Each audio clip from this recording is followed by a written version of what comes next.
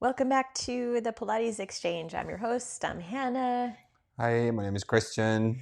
And like we said in the last episode, we're changing things up a bit for all of the rest of the season. So I hope that you just go along for the journey with us. Last episode, I talked a little bit about how we received some news, which we're going to be talking about today. And that really started to change how we're thinking about Pilates and business and life and all the things. So we're going to dive deep into that story. We debated a long time about what we were going to say and how this episode is going to be mapped up, and the reason why, and also the reasons why we're doing this. And we decided that in order to raise visibility and to hopefully help other people that are going through this, that's why we decided to do this episode, right? Yes, yes, exactly right. I also want to say that I wasn't really sure if it makes sense to talk about how we should do it, if it makes sense. But in general, what my big goal is to give to give hope to people with the new situation. We changed a lot in the last year, so I don't want to talk too much around it. I just want to say what it actually is. What was that in on June 12th, 2026? 25. Sorry, not 26. Sorry, 2025. I received the news that I have bladder cancer. And then most of the people probably gonna ask, how did you find that out? I was doing my daily business on the toilet, and the color of my urine wasn't yellow or transparent like it's supposed to be, how it's natural. It was kind of a little rusty, a little red.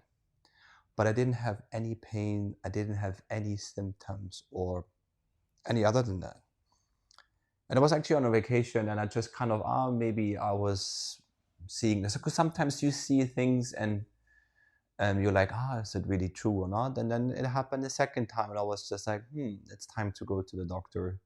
And when you hear me now, my voice and everything sounds relatively normal. It's not because I don't have any emotions anymore. It's just like more or less half a year ago. So I kind of learned how to deal with the situation right now. And so then I went to my urologist, and I was just kind of, it's just a check. And he was like, okay, and I told him I was just still a little bit kind of um, asking myself, is that true what I saw? Because it just happened once. I know it happened twice from what I saw. Because you don't regularly check your urine the entire time when you go in the bathroom, right? No. Normally not. So then he did a quick urine test, and he came back and he said, yes, there is blood in your urine. I was like, okay, good. I didn't make this one up. It's kind of something is there. And then he did like kind of, he looked inside of my bladder. So he luckily had a little bit more time on that day. And then he pointed out to me in the room. He pointed out, and I saw it on the screen, that there's like a tumor there, which was 1 to 2 centimeters. And he said he said there is something which shouldn't be there. And I was like, what? No, I'm actually, what was not, and it was interesting. What I said is, I mean, it's not funny. Please don't get me wrong. He said, there's something here. I'm going to give you all the papers. You have to go to a surgery because they need to take it out. And I was like, oh, wait a second. And then it was like interesting what my brain or my body was doing immediately. It was just like, okay. I told him, what I told him, no matter what's going to happen, I'm going to stay positive. So, and then after, what was it?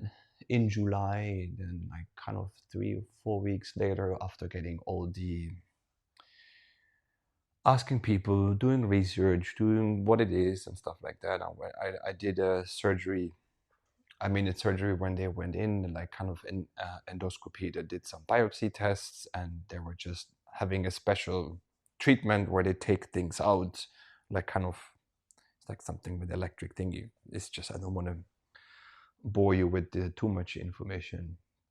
And then a couple of days later, was it 3 or 4 days later, the doctor came and told me that it was cancerous.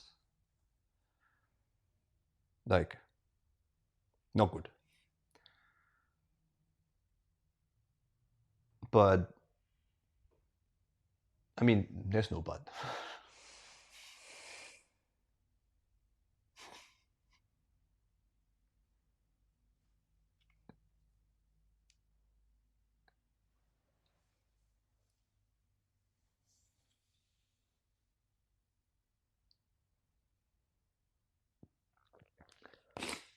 Okay.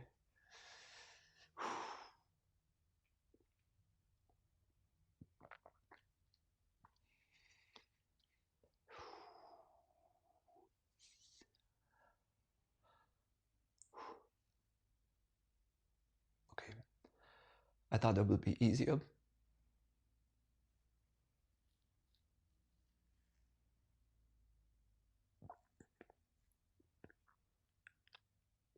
But it's not.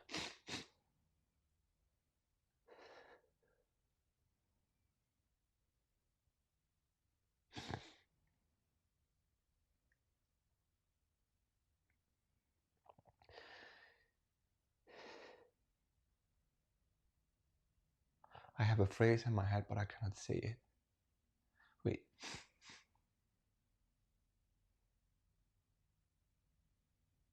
When the doctor told me that's cancerous,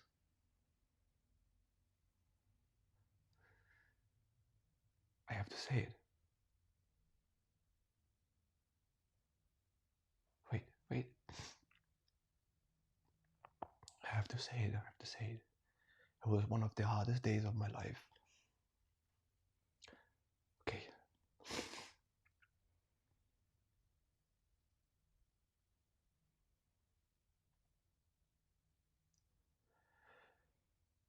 And still now, half a year after that, it's still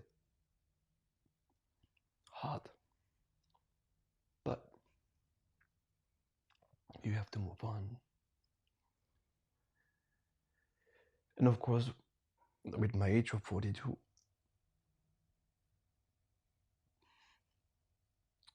you have other things in your head, you have other plans than dealing with these things. So I received the news it was cancerous. It was one of the, it was, how you called it? It was a little bit invasive, invading the bladder wall, just a tiny little bit. But it was the most aggressive tumor you can have. So that they decided to do a second surgery, a second endoscopy when they go in and they take things out.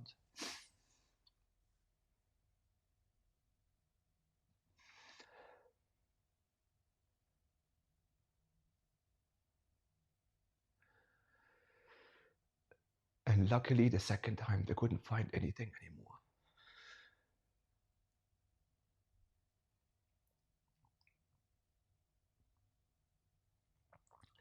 But still, I had to take a decision.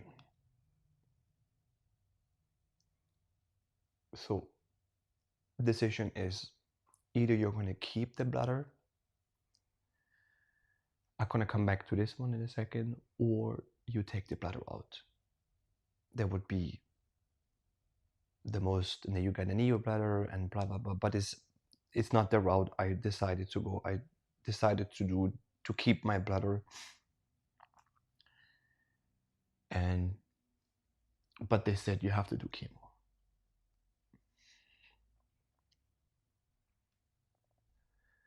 And this is what I did. I went to a special clinic, and luckily here in Germany we have the medical system that you're kind of that you get the treatment and you don't have to pay that much. Everything is covered, and I was lucky to receive the treatment I got.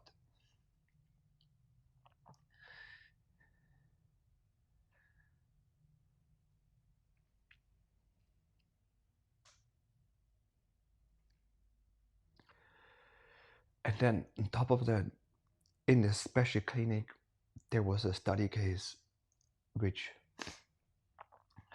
shows good results. It called hyperthermia, where they heat up the inside urine liquid of the bladder up to 42.3 degrees.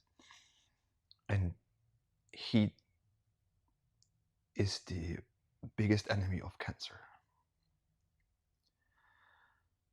So it was 6 weeks. I had 2 weeks chemo, 10 times hyperthermia, and 33 radiations.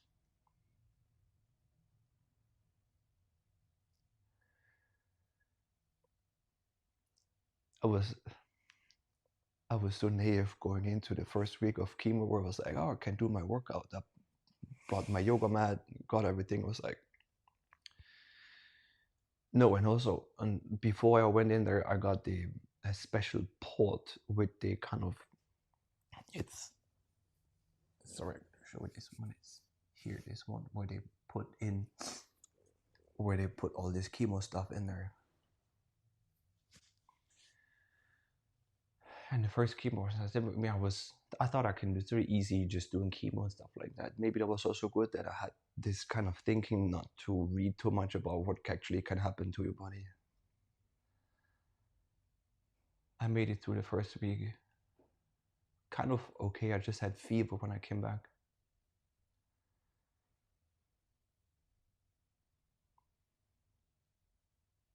But I always knew you have to eat.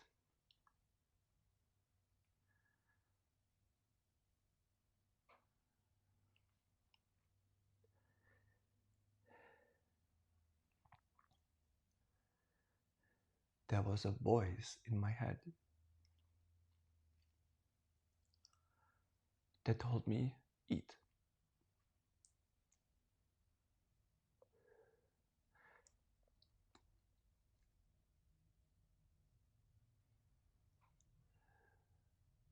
The voice told me, move.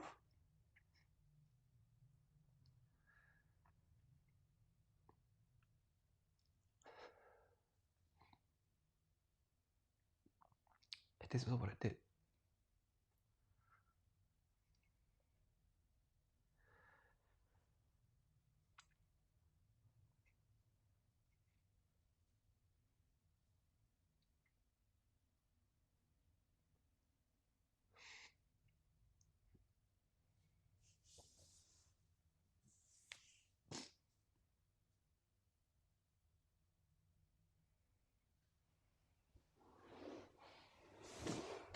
I need to say it. The last thing the voice in my head said, be positive. I did not make that up. Something inside me told me all these 3 things: eat, move, and stay positive.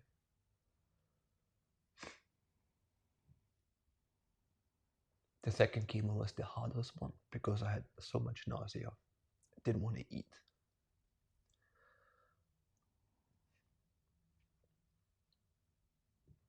I was sitting in front of my food, couldn't eat it.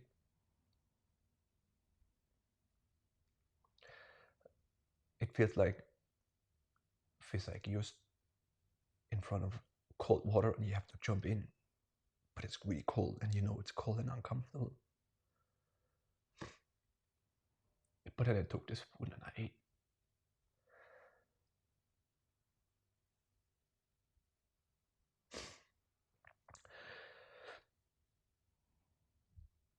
So now I did all the radiations, all the things, and now I'm like kind of 9 weeks after all the treatments.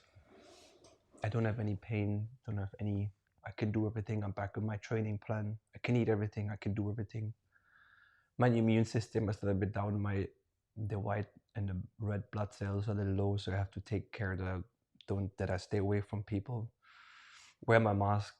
I went back to the COVID kind of scenario. When I go into grocery stores, I wear a mask, staying away from people, just that I don't get infected.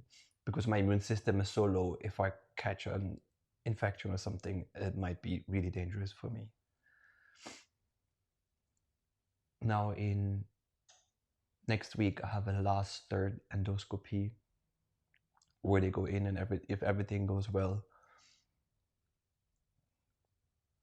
I only have to stay 2 days. And then I have another CT scan. So luckily I don't have any, it didn't metastasize. Then I have another CT scan in the end of the month where they just take a picture of my lungs, pelvis, and abdominal area. And with the biopsy and all the CT scan results, I have one last appointment, and then hopefully then they will tell me what's going on, what the next step is.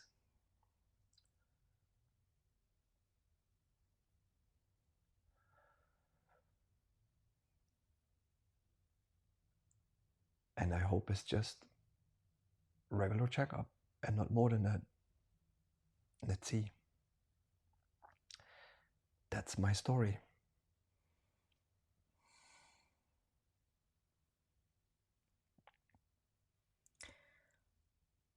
Hardest thing that's ever happened. By far. Yeah, it was one of the hardest things I've done because every day you have to go into the hospital for the radiation for like 6 weeks. And luckily, I didn't feel that much about my radiation because it was quite far away from my head, from my brain. But it's also you're in the hospital and you see mostly older people. I have nothing against older people, but they have a different perspective. And luckily, I was also in the hospital where I had to share rooms with other roommates. I was always other people were in a worse situation I was.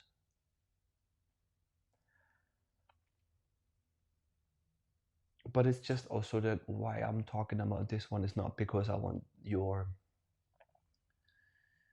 words and like everything's gonna be fine. It's just what I want to say is that you have to if you feel anything is wrong with your body, if you feel anything, it's like kind of go to the doctor, do your checkup, and don't wait until it's too late. And other people maybe don't have urine in the blood in their urine, or maybe I was lucky for me that I had the symptoms and I went immediately to the doctor a couple of days later and I got luckily all the treatments. What I received was I'm always really happy about it. Most of the people always complaining, oh, why it's me, chemo, doing stuff like that. No. If you get this diagnosis, it's going to change your life. But it doesn't mean it's going to change your life for the worse.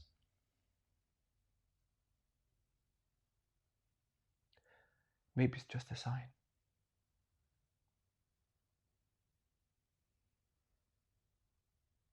Yeah. I don't want to be so negative. I don't want to be, it's just, this is what it is. Now it's out. If you have any questions to my story, if you want to hear more, ask questions. I'm happy to answer your questions to what I did. I was really open with my diagnosis. I'm not hiding. Like some men, they always hide and they just don't want to show. They don't want to. I don't want to say care. They just,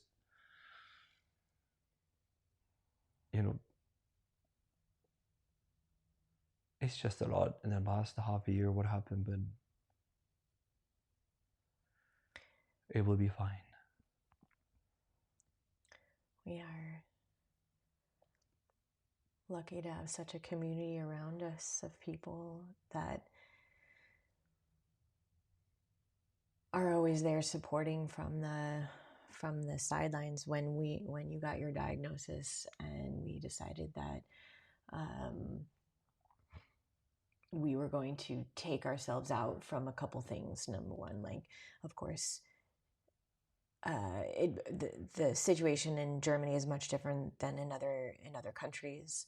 I only have Germany and the United States to compare to, but you get sick leave, and so that we had I don't know what the right word is, the support and the privilege that you had the time that you can take off, and that financially we have the stability that's there, and we have this incredible community of people in our studio that have been rallying behind and giving support, and they've been very respectful of leaving you and us time and space to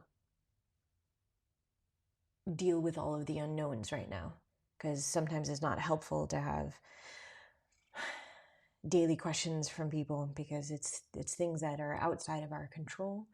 And like you've always said, you're doing everything that's in your power to take the steps that we need to take, right?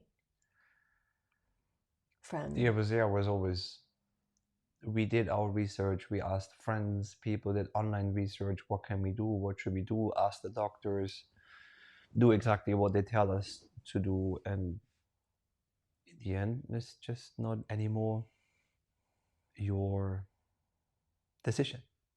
Someone else is taking over, and you can just do your part. Yeah. But it was like, my favorite phrase is, I always forget, is the astrophysicist, the one who in the wheelchair. What's his name? Stephen Hawking. Stephen Hawking. He always said, where there's hope, there's life.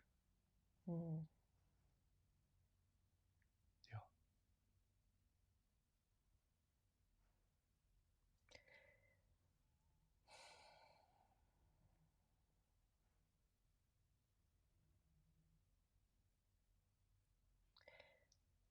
I think sharing, something that we stand really firmly behind as being, as people in the movement world, in the fitness world, of trying to live the healthiest lifestyle that we possibly can, from our eating and no drinking and movement and all the things. And still things happen in life that you can't control, Yeah, exactly. You can move, like you said, you can move as according to all the research, eat. And I don't drink, I don't smoke, I do stay away from all this stuff, but there are some things it's not in your control. And there's no fault. I think sometimes in